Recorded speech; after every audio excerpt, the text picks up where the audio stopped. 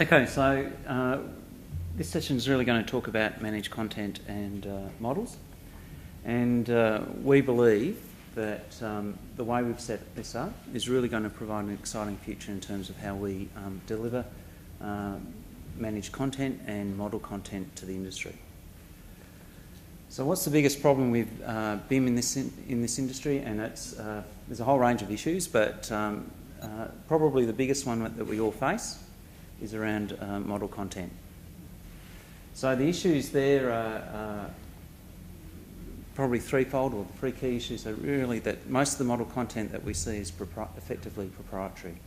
So effectively we've got lots of people generating their own content, and that really starts to create all sorts of issues in terms of producing the sort of workflow efficiencies that we're looking for. Content is very, very difficult and very expensive to create. Good content is. So talking to the guys in the US last year, you know, some of these mechanical contracting firms have dedicated people producing managed content or models because every project's got different equipment on it and all the rest of it, and so it's a very expensive burden for the industry. The other thing is that whilst there's lots of models out there, we don't think that the models that we've seen really go the full distance in terms of supporting integrated project delivery, business-to-business workflows, and also asset lifecycle management. Within the models, one of the key things is that it really does start to support the accuracy of the data sets that go with the models, really support a whole range of new opportunities in terms of developing software and new solutions. So one of the things that the BIM-MEPAUS initiative had to identify and resolve was how we were going to move forward in terms of sorting out this issue of model content. So this is what we've done. We have our workflow that we've pointed to before across here in terms of our BIM-MEPAUS all the way. We've decided that we think the best approach is to have, for Australia, a BIM-MEPAUS managed content site that will be provided by a best-of-breed service provider in TSI. When it comes to buying a BIM-MEPAUS package, right, that package will be loaded with all the design models that designers need to specify a project, lay a project out and make sure that it will all work.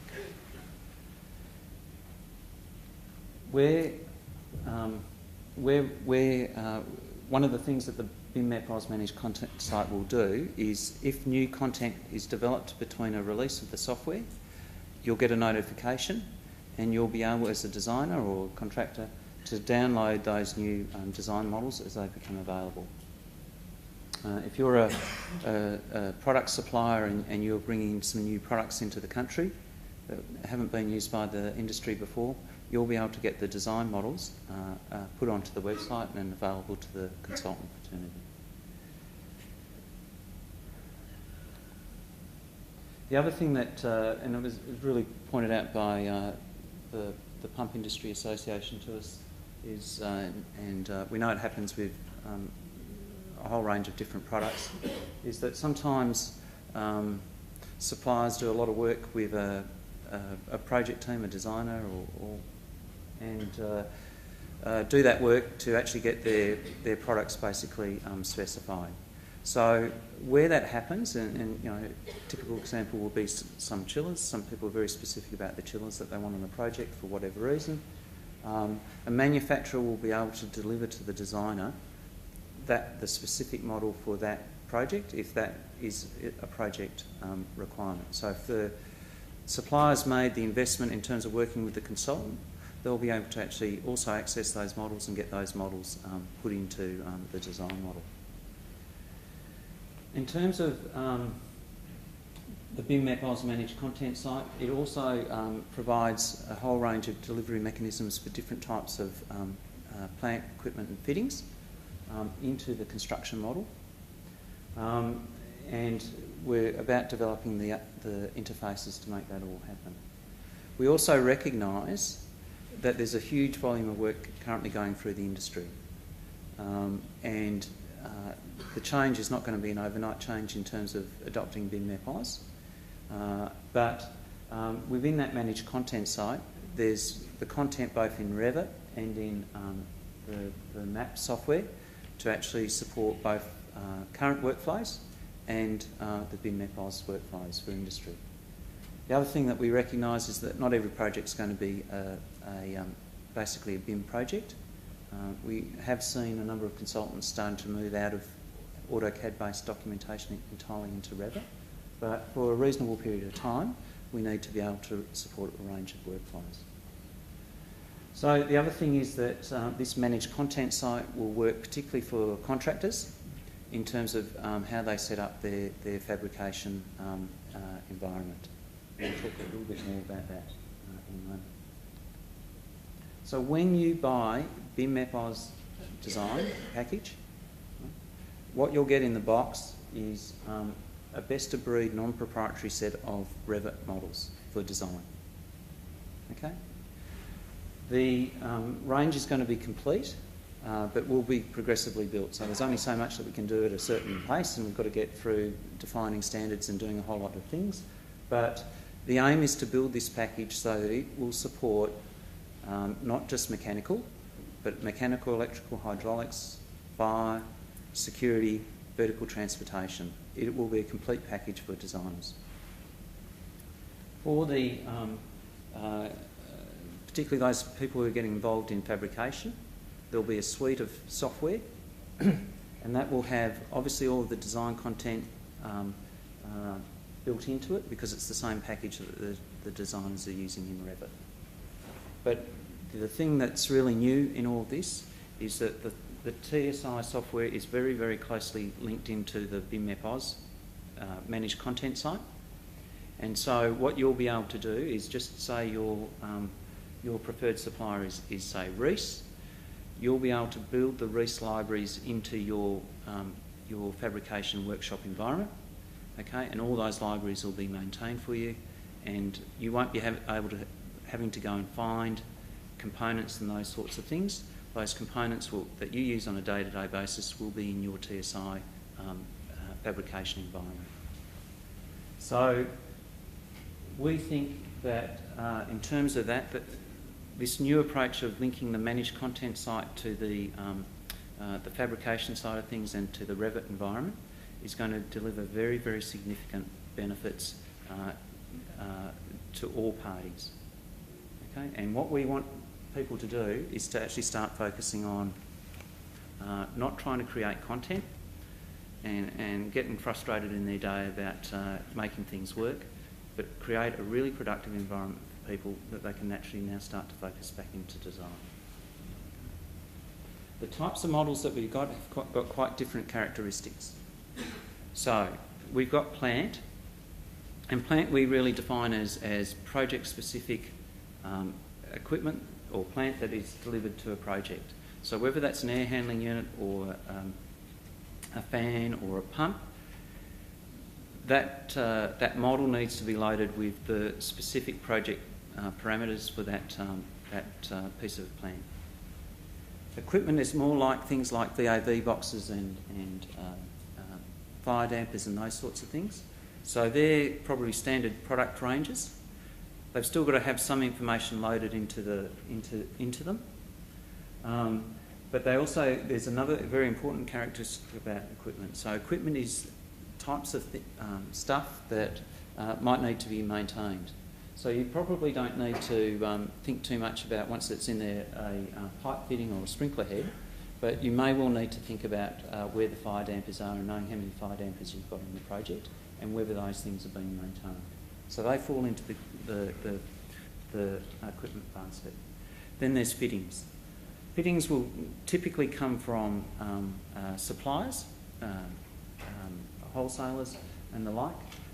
They're things like cold room couplings, sprinkler heads, all those things that you use a lot of, and you need to have the libraries that are specific to your particular business relationships.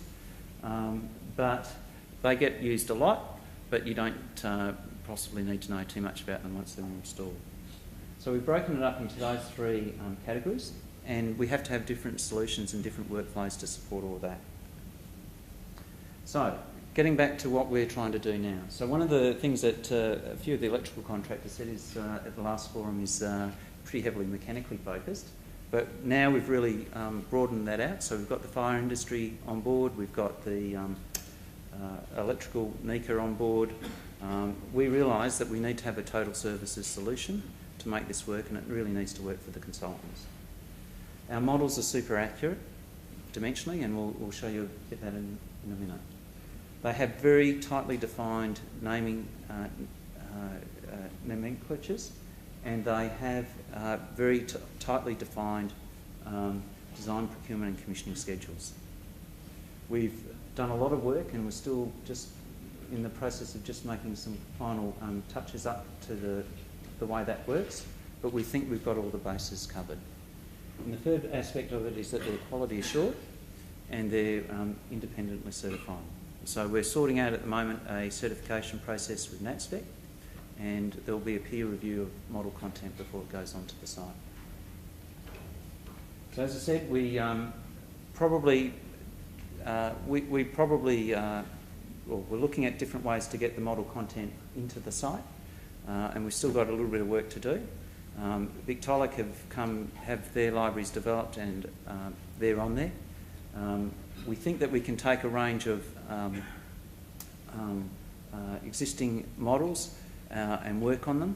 We probably prefer, being totally honest, for you to go through the KarelCAD TSI route to get the content developed or customised, because when you start to understand the complexities in what's involved, you'll realise that there's a fair bit to it.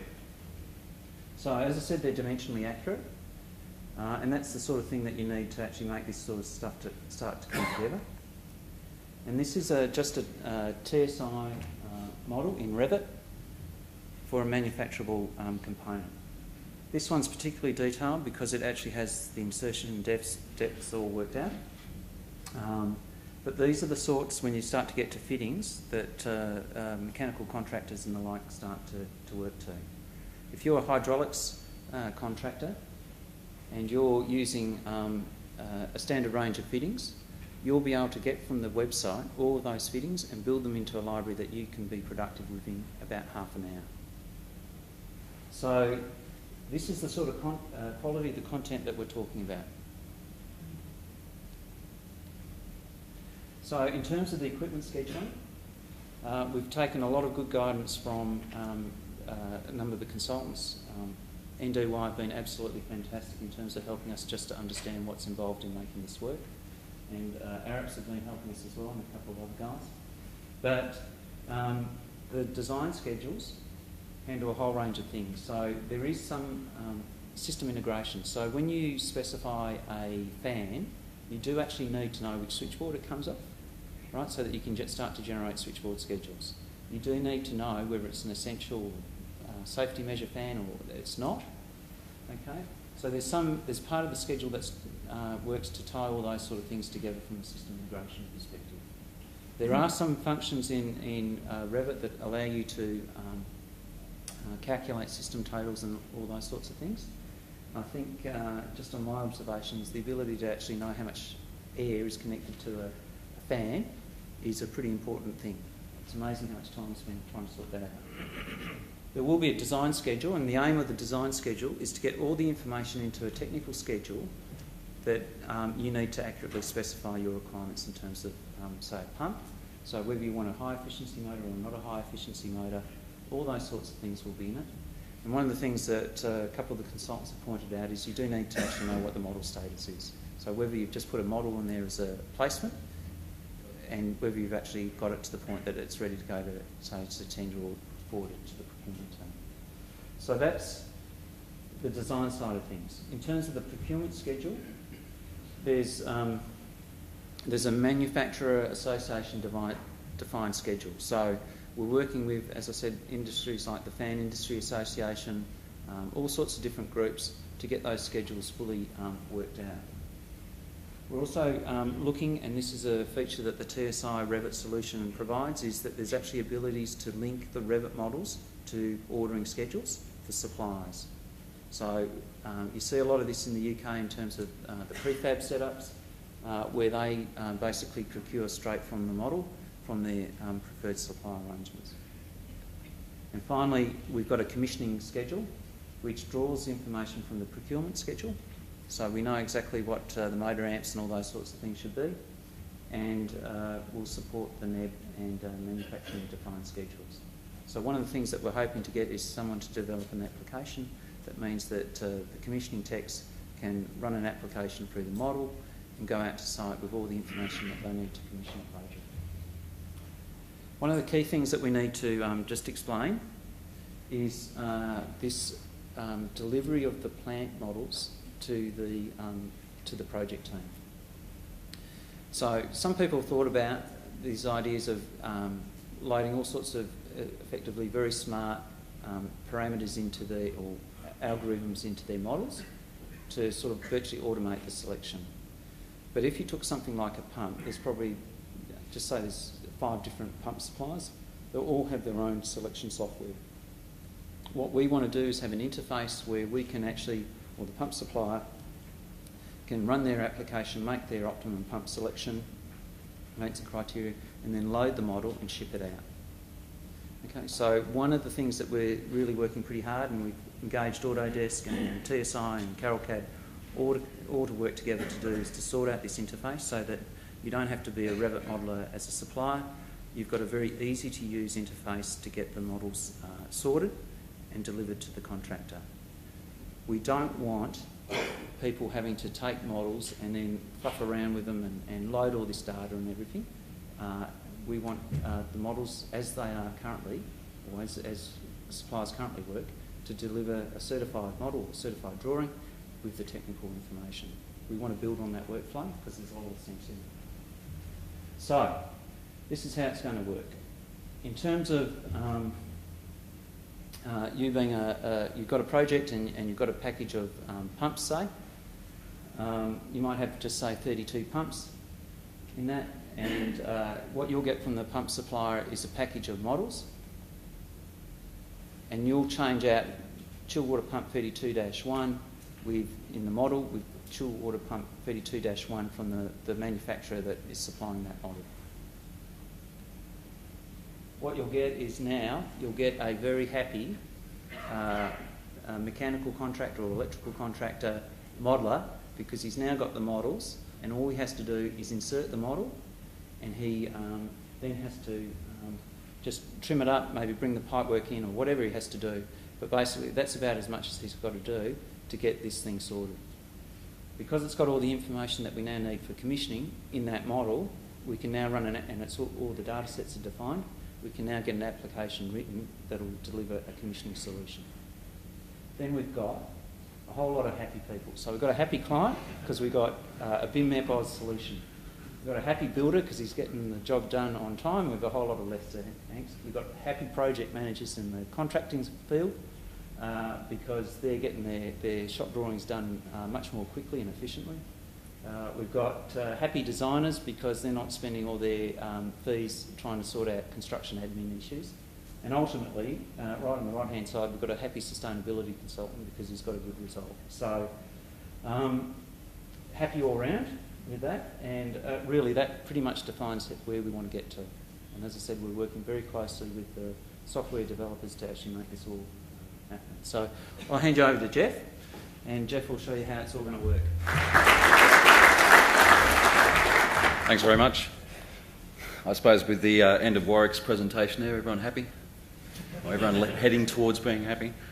So, to start off and get into it, there's been an awful lot of work. There's a common phrase that's been bounced around over the last few weeks about, is everyone pumped?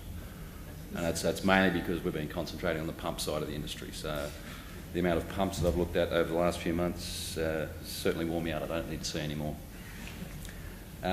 Explanations of what I'm going to try and cover off today is basic examples of a design model and then taking that through using the BIM-MEPAUS or applying the BIM-MEPAUS process.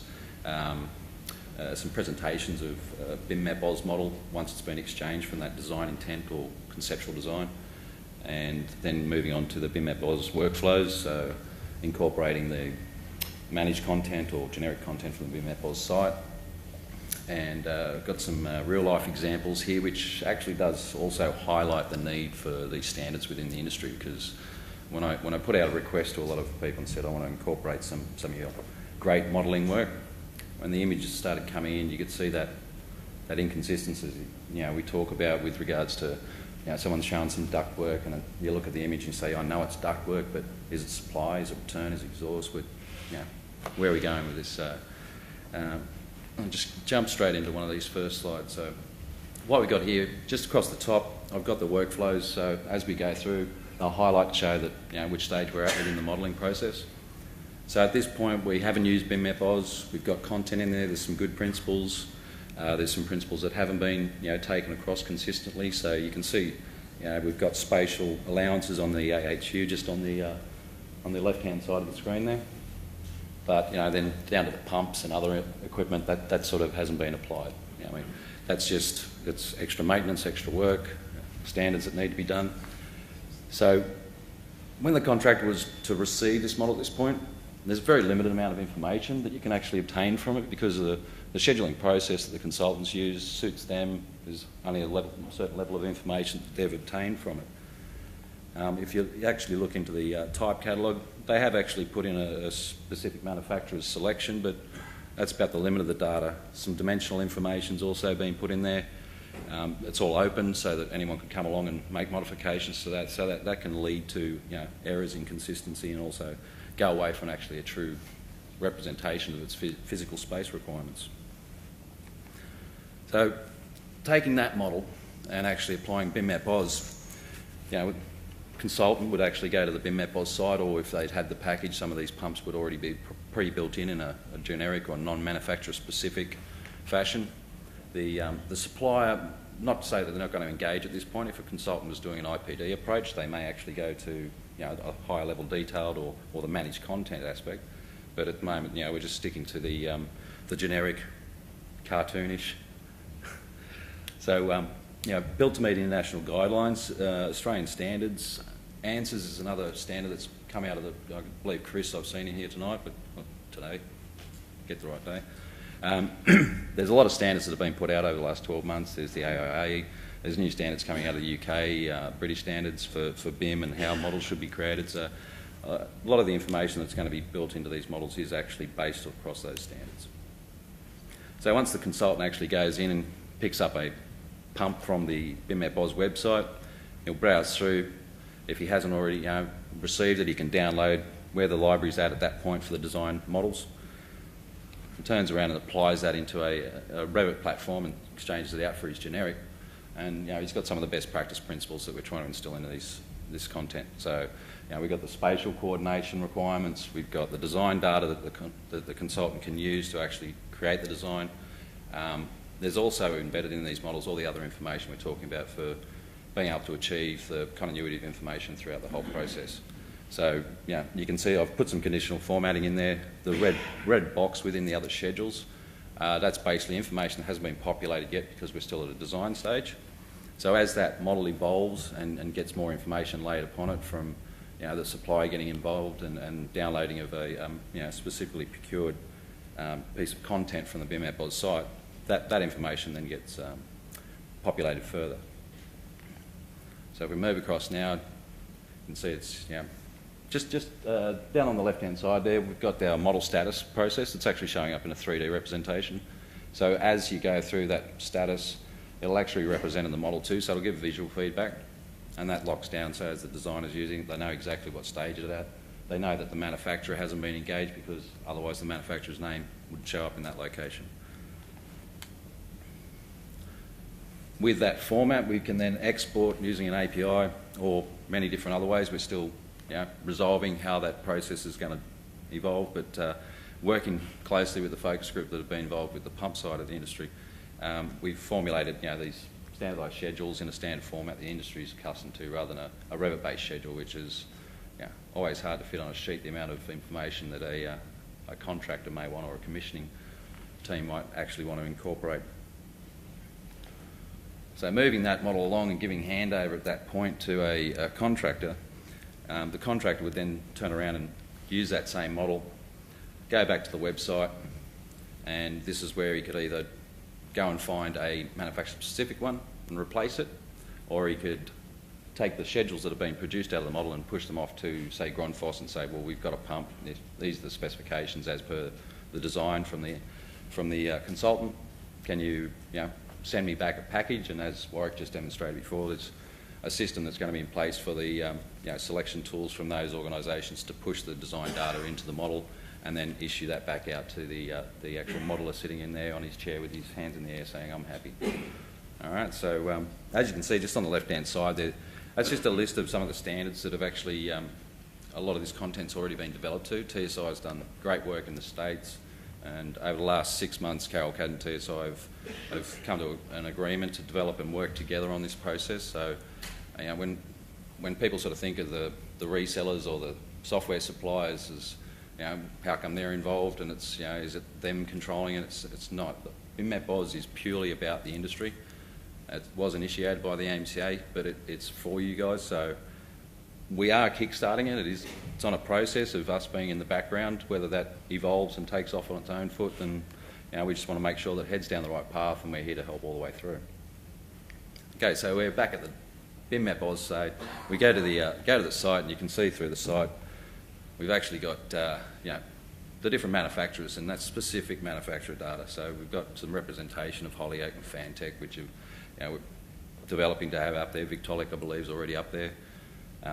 That information downloaded, populated into a model, and we can start actually making modifications. We've also got Grundfos there. So once we actually have that information, we've got the model sitting here, it's to be confirmed. The conditional formatting is still representing that the model hasn't been updated, so the model would receive the updated information. When he overlays that into the process, the information's populated, the pump now recognitions its model status of where it's at, it's progressed through that design process, the manufacturer's name is displayed, and a lot of the conditional formatting's lost. So, on that last schedule that's just shown up there on the top of the schedule list, all that conditional formatting is red because it's still to be confirmed. That's the commissioning schedule. So once we tie all that final information together, that's another process of linking the schedule so that it can either populate back into Revit or another solution that I believe we're talking with later on today. So, sorry. Got a few extra clicks in there. Yeah, so basically when it comes down to it, we've got our supplier schedule that's been populated with the information sent through. So now we know exactly where it's at in that format, and it's been populated in the model. So once the commissioning process has been done, you can see the information's been populated back in. That's the parameters that are within that model content. The information's been driven back in through the interface or API that's being developed, so that all the information is in that one source location. When we talk about Revit all the way, there's been a lot of talk about different workflow processes, but at present, the best solution for the industry is for that data to be maintained in the one location. There was a lot of discussion of pushing out to the cloud and other scenarios, but there is technology out there, but to keep it, I suppose, achievable by all of the industry at all tiers, then we need to actually address it in a most simplistic form. So as you can see, we've got standard format, the commission, supplied, design, all that information's been designed by the focus group so that it's formulated for the industry. These are some of the images that I was talking about, and thanks very much for the clients. They've got their logos up there as some of the images they've supplied, but as I pointed out, it does sort of highlight that query of trying to understand when a contractor receives some of these models of what they're actually looking at. And the constructability, I think I had one of those moments the other week. I was on site and a contractor was modifying some cable tray and realised that the consultant had used all these obscure angles and that's not in the catalogue. What do I do? It's like, well, you've actually got to now redesign those areas because you've got to go by the catalogue. You're building a model that's constructible and actually fits, so an as-built. So some of these great images, some of them are just plain colours. I think the green supply and red return maybe, but it's always hard to determine. Norman Disney and Young has been very helpful in some of these images and some of the processes. The packages that we've got developed in regards to the templates. So, there's a package that we've got available through BIM-MEPAUS for standardisation, everything that Albert talked about in his presentation of standardising through the industry. The package that's available actually has the duct and pipe fittings mapped to the TSI package. So if you purchase that package and start drawing duct, that process of handover to the contractor is actually going to make it a hell of a lot easier to be able to transfer that information. Because at present, without a map system, then there's going to be information lost, and it makes the work for the contractors hard. So if the consultants want these models to be leveraged and used by the contractors, that's part of the process that we're trying to refine and fix within the BIM-MEPAUS process. Excuse me. Further in that package, as it develops, at the moment we are concentrating on duct and pipe and manufacturable elements. As that library of generic components that we talked about previously builds, then we'll have basically a localisation for the Australian market. So with the design fraternity taking that on board, these true coordinated models actually will be able to be passed down to the contractor in a sense that we can use them as coordinated models and go on and use design line, as Jim's going to demonstrate shortly, but that'll push out to the CAD/CAM and solve a lot of the solutions and maintain that integrity of information right through the whole process.